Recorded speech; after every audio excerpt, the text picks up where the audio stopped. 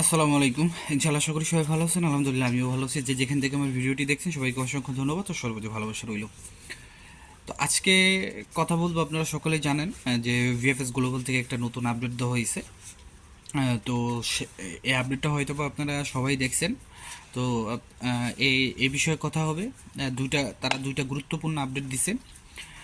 আর একজনেরই চারটা আপনার ভিসা হয়েছে। মানে এই বিষয়গুলো খুব ইন্টারেস্টিং লাগতেছে যে 2025-এ যারা অ্যাপয়েন্টমেন্ট পাচ্ছে তারা সকলেই ভিসা পাচ্ছে। তো এই বিষয়ে কথা বলবো, তো ইনশাল্লাহ ভিডিওটা পুরোটা দেখার চেষ্টা করবেন।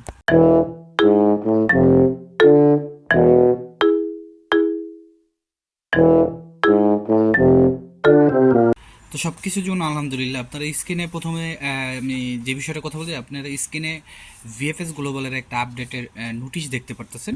সেখানে কিন্তু তারা সুন্দর করে বলে দিছে যে প্রথম যে জিনিসটা বলছে, আমি একটু বাংলায় যদি বলি, সেটা হচ্ছে তারা বলতেছে যে ভিএফএস গ্লোবাল কোনো ধরনের অ্যাপয়েন্টমেন্ট বিক্রি করে না।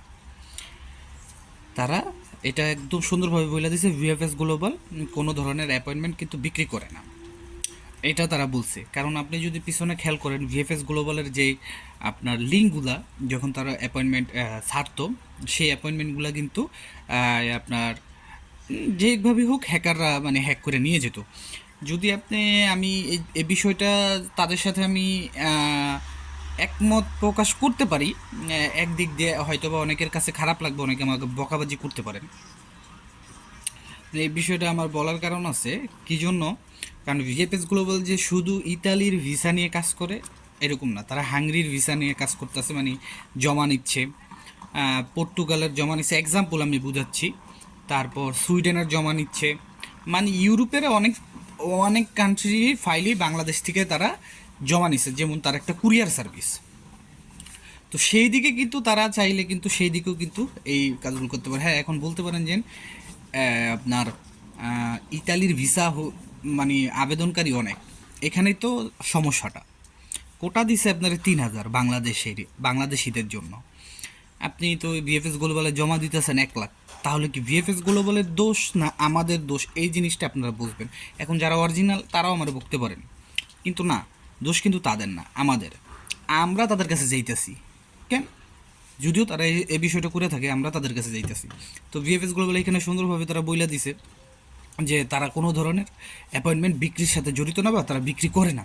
এবং দ্বিতীয় যে বিষয়টা তারা বলছে, আমরা তো বারবার খালি ভিএফএস গ্লোবালে ফোন দিই আর ভিসার কী খবর দিতেছে না কেন। দেখেন, ভিএফএস গ্লোবাল হচ্ছে একটা কুরিয়ার সার্ভিস। এটা একটা কুরিয়ার সার্ভিস। তারা কিন্তু সেখানে সুন্দরভাবে উল্লেখ করে দিছে যে ভিসার সাথে বা এটা ডিসিশন নেওয়ার মতো কোনো ধরনের সিদ্ধান্ত ভিএফএস গ্লোবাল থেকে নেওয়া হয় না। সুন্দর কথা বলছে।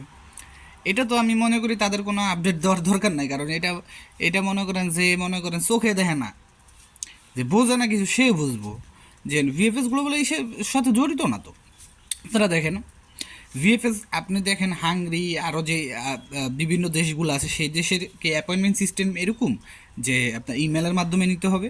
না, এরকম না, শুধুমাত্র ইটালির। আর আপনারা নিশ্চয় তো দেখতে পারতেছেন কত ফাইল রিজেক্ট হইতেছে। যেগুলো মালিকে উইথড্র করে নিছে ওইটার সাবজেক্ট আলাদা, এমনি যেগুলো মনে করেন রিজেক্ট হইতেছে ওগুলো তো আপনারা দেখতেই পারতেছেন। তো আপনি চিন্তা করেন, ধরেন আপনারা অনেকে ভাবেন যে ফাইলগুলি জমা দেওয়া হয়েছে 23-24-এ, সবাই ভাবেন যে বিশেষ করে 23-এ সবাই ভাবতেছেন যে সবগুলো অরিজিনাল। তো এখন অলরেডি ইতালি অ্যাম্বাসির ভিতরে 40-50 হাজার ফাইল আছে। আবার অ্যাপয়েন্টমেন্ট করছেন আরও মনে করেন 1 লাখ কত হাজার জন। তো চিন্তা করেন, যদি আমি টোটালি যদি মিলে 1.5 লাখ ধরি, শুধু কি ওটাই দিছে 1.5 লাখ 33টা দেশে, তো এই 1.5 লাখ মানুষ কি শুধু বাংলাদেশ থেকে যাবে? এই জিনিসগুলো আমাদের বিবেচনা করা দরকার। ঠিক আছে, এই জিনিসগুলো আপনারা ভাববেন। তো যাই হোক, ভিএফএস গ্লোবালের আপডেট এটাই ছিল যে তারা কোনো ধরনের অ্যাপয়েন্টমেন্ট বিক্রি করে না। তাদের যে ওয়েবসাইট আছে তারা একটা লিঙ্ক দিয়ে দিছে, এই ওয়েবসাইটে গেলে আপনারা অ্যাপয়েন্টমেন্ট বিনামূল্যে আপনারা নিতে পারবেন। এবং দ্বিতীয় যে কথাটা বলছে যে তারা কোনো ধরনের ভিসার সিদ্ধান্তের সাথে জড়িত না, সুন্দর কথা বলছে, বাস এই বিষয় শেষ। দ্বিতীয় যে বিষয়টা, আপনারা স্ক্রিনে ছবি দেখতে পারতেছেন, এক ভাইয়ের 4টা ভিসা হয়েছে, মানে তিনি হয়তো বা আবেদন করাইছিল ইতালিতে, যতটুকু মনে হয় মধ্যস্থকারী তিনি। আপনার মে মাসের মে মাসে 2024-এর মে মাসে আপনার অ্যাপয়েন্টমেন্টের জন্য মেল করছিল এবং অ্যাপয়েন্টমেন্ট পাইছে ফেব্রুয়ারির 12 তারিখে মেবি, আমি যদি ভুল না করে থাকি 12 তারিখে জমা দিছে 12 তারিখে, এবং 25 তারিখ ইনশাল্লাহ তারা ভিসা পেয়ে গেছে। হয়তোবা আপনার 24 তারিখে অথবা তার আগে ডেলিভারি মেসেজ আসছে, 25 তারিখে তারা কালেকশন করছে, 4জনই ভিসা পাইছে। তো এই বিষয়ে আমি আপনাদের সাথে আগেই শেয়ার করছিলাম যে দেখেন ওয়ান স্টপ ভেরিফিকেশন বিষয়টা কিন্তু এরকমই, যদি সেটা মনে করেন যে সঠিকভাবে হয়, তাহলে যদি আপনার সব কিছু ঠিক থাকে, মালিক ঠিক থাকে, তাহলে ভিসা পাবেন। এছাড়া কিন্তু কোনো ধরনের নিশ্চয়তা নাই এই বিষয়টাতে।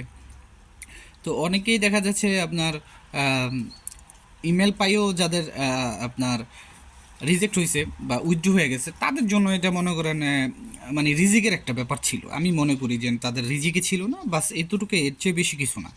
অনেকে আপিল করতেছে, আপিলের রায় হয়তো বা 2-3 মাস লাগবে, আপিলের রায় পাবে যদি মালিক ঠিক থাকে।